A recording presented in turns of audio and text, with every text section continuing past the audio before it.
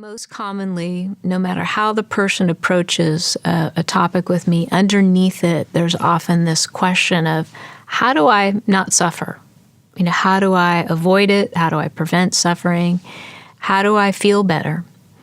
And before I can really do that question justice, I just want to kind of circle back to last week and how I was defining suffering.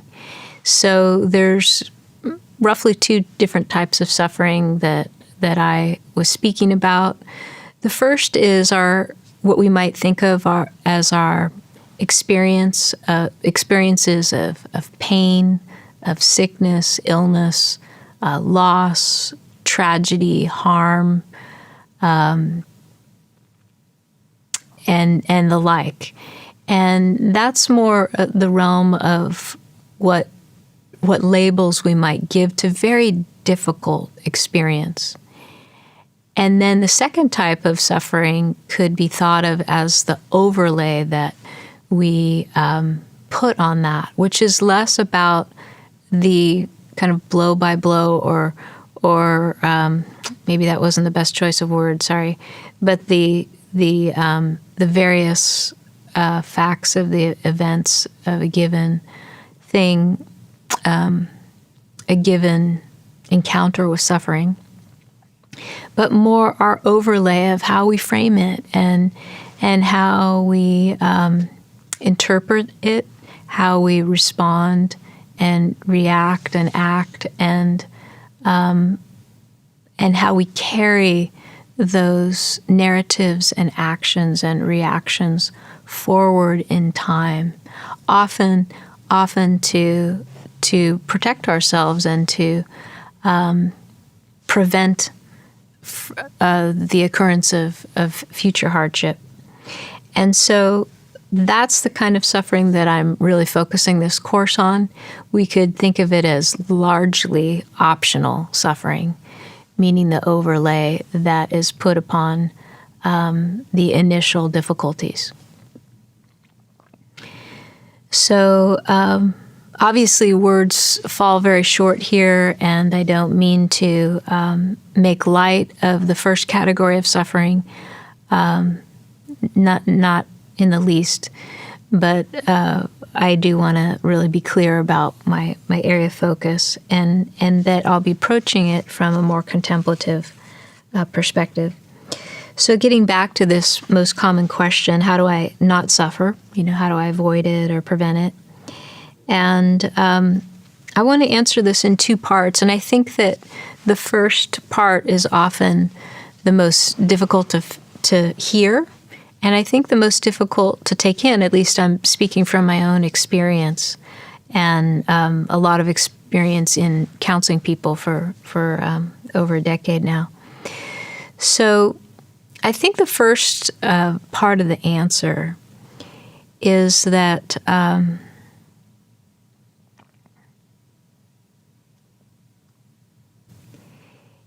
it's very difficult to let in that suffering is a part of life. Now, I'm sorry, maybe I should be more clear, that the hardships and the difficult experiences, the pain, the illness, the death, the loss, the tragedy, that those are a part of life. I think most people at a mental level just think, oh yeah, like of course. But to really let that in at a deeper level is something more difficult, and I think something that is difficult because of often because of the narratives and the relationship to suffering that surround these things. I'll take a kind of minor but more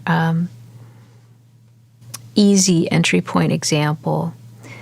Like there can be a lot of pain with growing up. There can be growing pains, so to speak. Those can be physical and, of course, emotional. But if, let's say, we were to say we have physical growing pains, there's not usually much narrative that something is wrong. It's just kind of accepted. Oh, this is a part of growing up. It's uncomfortable for a while, just like when we get acne or or our bodies start changing.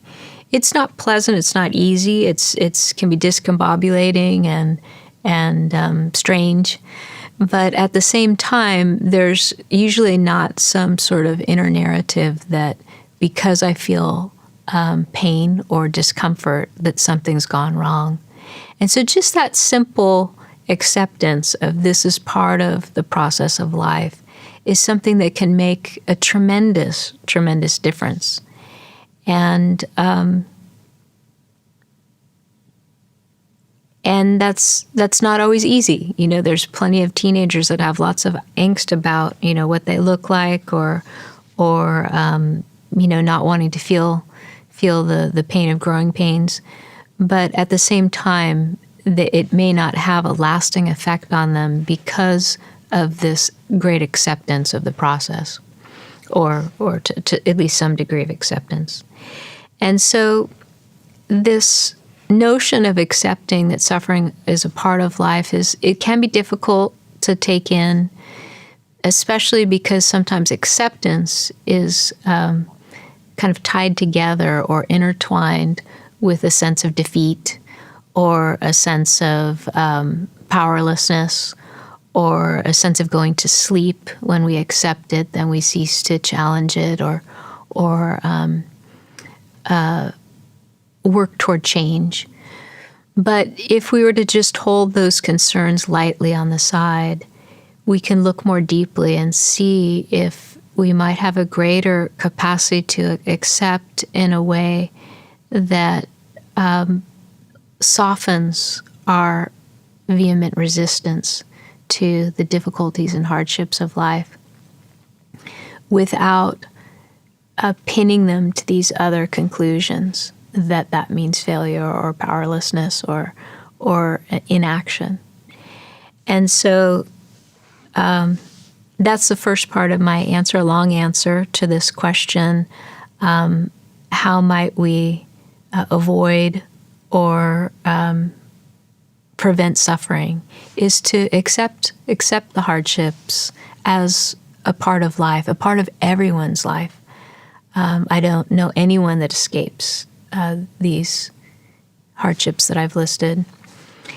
And so the second part of the question is a different approach, and that is really fundamentally, how do I, to the degree that you bring greater consciousness to your the way that you hold hardship and difficulty, is to the degree that you gain understanding, you gain a clarity that enables new choices and actions, new responses, and that greater consciousness typically translates into less optional suffering, less created suffering. It could be that we go through different periods with becoming more conscious, that maybe at first we are so habituated to organize in certain ways around difficulties that that even if we've seen through them to some degree, if we are very habituated to organize in a certain way, then we might find ourselves like readopting those narratives or frameworks and we step into suffering again. But when there's enough consciousness has penetrated and enough understanding of how we're holding things has come to light, then those habits begin to lose their momentum and begin to dissolve more and more as the consciousness gains and the difficult frameworks that cause stickiness with our optional suffering give way. And so in my responses, I want to encourage you to continue to answer this question for yourself, like how do I not suffer? How do I prevent suffering? And to maybe try on for size some of these things that I've said, but also to really make this inquiry your own and leave it open-ended should it be a question that really interests you. Another very common question that I get, and it comes from a certain perspective that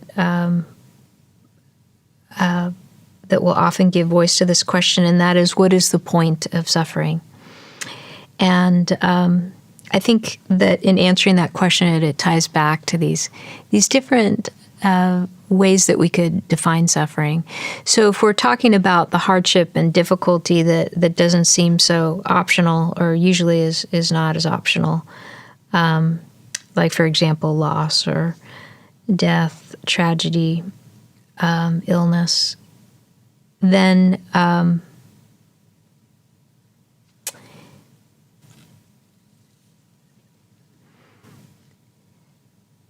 the point of those experiences are, in large part, what we make of them. There are certain attitudes and perspectives where we might learn something from those experiences, or we might notice that we develop new capacities or perspectives or empathies when we go through certain experiences. But there's also a way that learning might take on a certain flavor where maybe we start to simply go through those turn of events of our life with maybe a more aligned mind or a more quiet mind that isn't necessarily needing to have a point to the given experiences that unfold. There can be a way of being present for what's unfolding in a way where the energy is primarily available to what's happening. Not that this is always so possible, especially when pain and suffering is very, very great, but then we may have the sense of the support of spirit or others that may be able to hold that sense of presence. And in that holding presence or being more available to what our experience is, there can be a way where you could say almost like the point of it is that this is yet another arena to have our presence come forward and to touch experience. But in those moments, the energy is so organized around being there for what's happening that it doesn't bleed off into asking, what is the point of this? If we look at nature, there's many beautiful living creatures that go about difficult loss of their fellow creatures or their habitats and whatnot, and they don't seem to be asking, what is the point of this? Because their framework is more with what's happening, and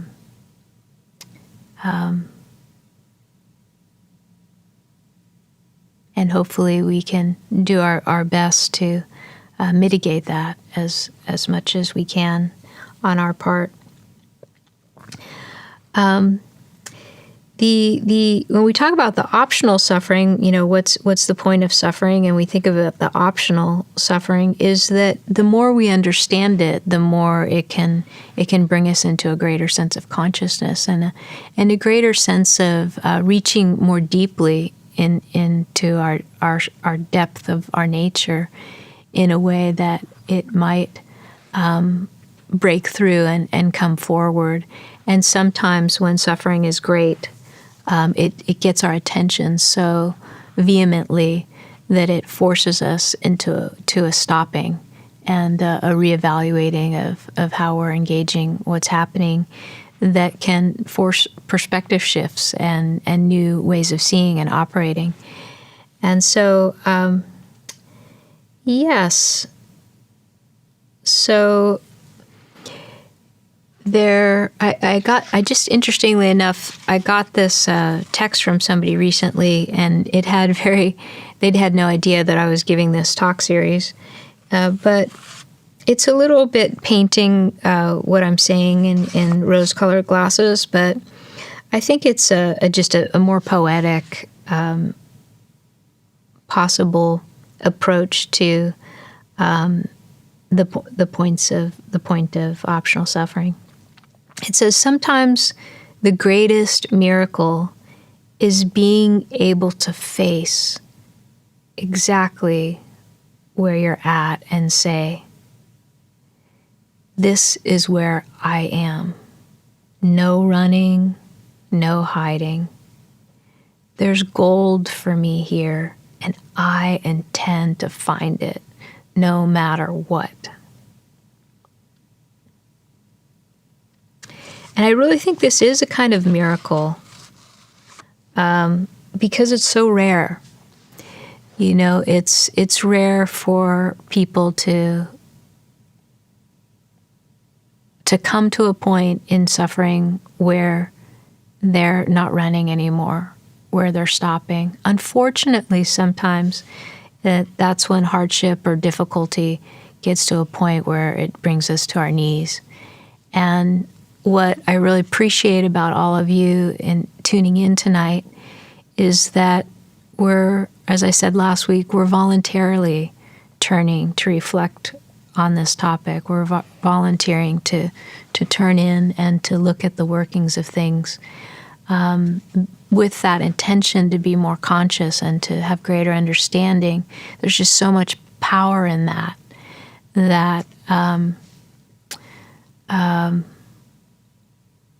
that proaction, that proactivity, if that's I'm not sure the right English, that proactivity is just a tremendous offering on your part, very, very tremendous. And I think it is a miracle of sorts, because it's golden in and of itself, just to exercise that capacity, but then also to find what gems there might be, even in the midst of how we hold things mentally, even in the midst of our resistance or our thoughts, to see what those thoughts are trying to champion or what they value can be a gem